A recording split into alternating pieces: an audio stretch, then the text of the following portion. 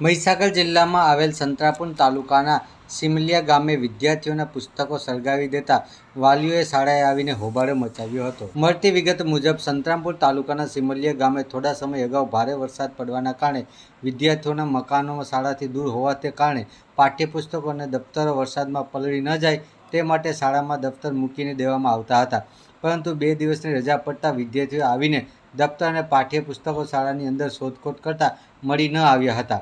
શાળાના વિદ્યાર્થીઓ પારગી દેવેન્દ્રભાઈ અને કંટારા પંકજભાઈ પુસ્તકો માટે શિક્ષક અને આચાર્યને રજૂઆત કરી અને વારંવાર માંગણી કરતા આજે આપીશું, કાલે આપીશું તેમ કહીને સમય પસાર કરતા હતા અને પુસ્તકો આપવામાં ગલ્લાતલ્લા કરતા હતા। વિદ્યાર્થીઓને પોતાના દફતર ન મળતા આખરે હારી થાકીને તેમને વાલીઓને જાણ કરતા વાલીઓએ પણ શાળાની અંદર તપાસ કરી શોધખોળ દરમિયાન જાણવા મળ્યું કે બંને વિદ્યાર્થીઓના દફતર અને પાઠ્યપુસ્તકો શાળામાં ફરજ બજાવતા શિક્ષિકા બહેને સળગાવી નાખેલ છે તેવો આરોપ વિદ્યાર્થીઓને વાલીઓ દ્વારા મૂકવામાં આવ્યો હતો, જેથી સિમલી પ્રાથમિક શાળાના સવારથી જ મોટી સંખ્યામાં વાલીઓ અને ગ્રામજનો ભેગા થઈ ગયા હતા। શાળામાં વિદ્યાર્થીઓને પાઠ્યપુસ્તકો દફતર સહિત તેમને પરત અપાવવા માટે માંગણી કરી હતી અને તેના માટે જવાબો પણ માંગ્યા હતા, પરંતુ શાળાના જવાબદાર શિક્ષક શિક્ષિકાઓ તરફથી યોગ્ય જવાબ ન આપતા અને અમે તો આવું કર્યું નથી તેવું જણાવવામાં આવ્યું હતું। આ ઘટનાને ધ્યાને લઈને તમામ વાલીઓ ભેગા મળીને શાળાના શિક્ષિકા બહેન વિરોધમાં પોલીસ સ્ટેશનમાં ફરિયાદ નોંધાવવાનું પણ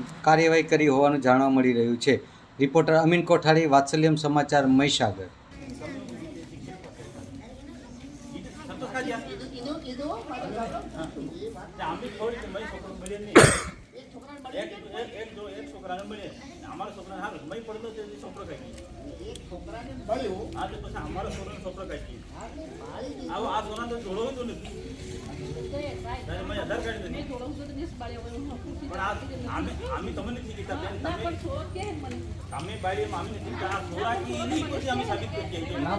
સાબિત થાય સાહેબ રમણ સાહેબ કે જો આ વાતની ઘટના બને કેટલા દિવસ સુધી વરસાદ બહુ પડે વખતની વાત છે ને, બરોબર?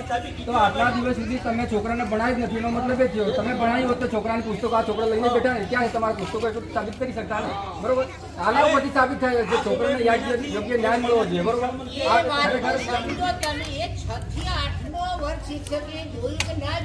હા તો પણ તમારી આચાર્ય તરીકે ફરજ બને છે ને સાહેબ, આચાર્ય તરીકે ફરજ બને છે ને, હું ભણવાના છોકરો હું પાસ થવાના કહો? અહીંયા પાયો કાચો છે, પહેલાથી 1 થી 8 સુધીનો પાયો કાચો હતો, અમારો છોકરો ડફોળો જ છે, બરોબર? અમારો આદિવાસી છોકરું ભણવાનું ક્યાં કહો? હા આ સાબિત થાય છે ને, બરોબર? આને નોકરી સારું નહીં ભણાવે તો જ પછી નપાસ થઈને ને કે વાલીઓ શું કરે તે મારું શું 10માં મેં 12માં મેં ને હું તો કાંક દાણા વીસીને ગમે તે ધંધો કરવો તે હું એના ચોપડો લઈ આવું 10માં સુધીને ભણાવું ને એવું નપાસ થાય તો પછી મારું શેગું થાય ને એને વાતે કરી કે હા તમારો છોકરો ખોવાઈ ગયો બળી ગયો હોય તે સોરો મિલી કેમ જાય? સોરાને તો તમારે જોડાડવા પડે ને, તારે મેં શું કીધું કે વરસાદમાં સોરો કહી લઈને જાય, તમારી જવાબદારી આવે કે નહીં આવે તે વાલીઓ તમે હમણાં શું ડાઈ થો પણ 10માનું બોર્ડ 10મા 12માનું બોર્ડ આપવા દો, પછી હું વિડીયા કરીને મોકલી દઉં, પછી આ વાલીઓ તમે શું કરો?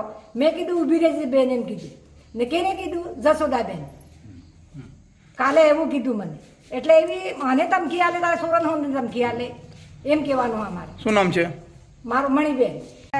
9મા મહિનાની 1લી તારીખની સુધી જન્મ તારીખ છે ને 9માં આવી એ સટ્ટી ગાડી આલી 5મા મહિનાની 15 તારીખનું મને કણે રખડાવી તમે હરકું કરો હું હરકું કરું દોડી દોડીને થાકી રમણ સાહેબે શું કીધું કે તમને કરી આલે મારા છોરીનો બોર્ડ પરીક્ષા આવી તે અહીંયા લખે તો અહીંયા લખે, એટલે એનું શું કારણ તો એ ભણાવે હું એના જવાબદારી આવે કે નથી આવતી?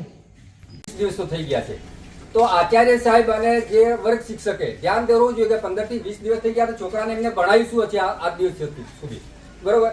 છોકરો એક નોટ અને પેન લઈને ઘરેથી એ પાછું બીજા પાંચથી લઈને આવે છે, બરોબર? તો આનો કાયદેસરનું કાર્યવાહી થવી જોઈએ અને વિદ્યાર્થીઓને યોગ્ય ન્યાય મળવો જોઈએ અને સ્ટાફની ના નોકરી કરી હોય તો યોગ્ય બદલી કરી લેવી જોઈએ, કેમ કે અમારો પાયો કાચો રહેશે તો છોકરો ફેલ થવાનું છે, બરોબર? આગળ ક્યાં સુધી અમારે ભણાવવાનું? શું નામ છે? મારું નામ પારકી માનસિંહભાઈ બાવાભાઈ। ચોપડા હળગાવીએ છીએ અમે પૂછપરછ કરી અમને કાંઈ જવાબ મળ્યો નથી। આજે આ ચોથો દિવસ છે એટલે અમે તમને જાણ કરી છે। આ છોકરાને પૂછો તમે હરુભુ કયા શિક્ષકે ચોપડા સળગાવ્યા છે? રેવાબેન ઇનકી શું નામ છે ભાઈ તમારું? મારું પાર્કિંગ